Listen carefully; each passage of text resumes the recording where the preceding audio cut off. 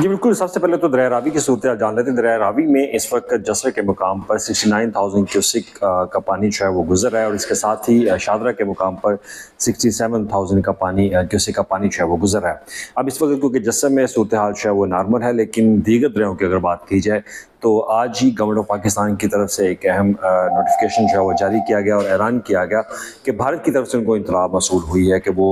हर एक के मुकाम पर यानी कि दरिया सतलुज में मज़ीद पानी जो है वो रिलीज़ कर रहे हैं। तो इससे अब दरिया सतलुज में हंगामी सूरत हाल जो है वो नाफिज कर दी गई है और इसके लिए मुतलका जो अजला के डिप्टी कमिश्नर्स हैं उनको PDMA की तरफ से हदायत जारी की गई है कि वो फौरी तौर पर अलर्ट रहें। अब इसके ऊपर अगर मज़ीद बात की जाए तो इस वक्त तमाम नज़रें जो पंजाब के अंदर है वो तरीमू के ऊपर है, क्योंकि वहाँ पर अब तमाम जो 3 दरिया है वो इकट्ठे हो रहे हैं और उनका जो पानी का रेला है वो 5 लाख 5.5 लाख क्यूसेक से ज़ायद का रेला जो है वहाँ से गुजर रहा है। अब इसमें अगर देखा जाए तो आज शाम तक वहाँ से पानी का जो एक रेला गुजरेगा वो 7 लाख क्यूसेक तक का जो हो जाएगा, जो कि डाटा तमाम दरियाओं की सूरत हाल जो है उसको मद्देनज़र रखते हुए जो PDMA की तरफ से हमें रिपोर्ट जो है वो दी गई। तो इसके अलावा अब तमाम नज़रें जो है वो तरीमू के ऊपर, उसके बाद मुल्तान वाली साइड पर तमाम डिप्टी कमिश्नर्स को मुतलका अजला को हाई अलर्ट रहने की हदायत दी गई है कि वो मुतलका अजला में जो रिवर बेड्स के ऊपर लोग बैठे हुए उनको फौरी तौर पर इनखलाज जो है वो करवाएं। अब इस पर PDMA का कहना है कि फौरी तौर पर वैक्यूएशन जो है वो की जा रही है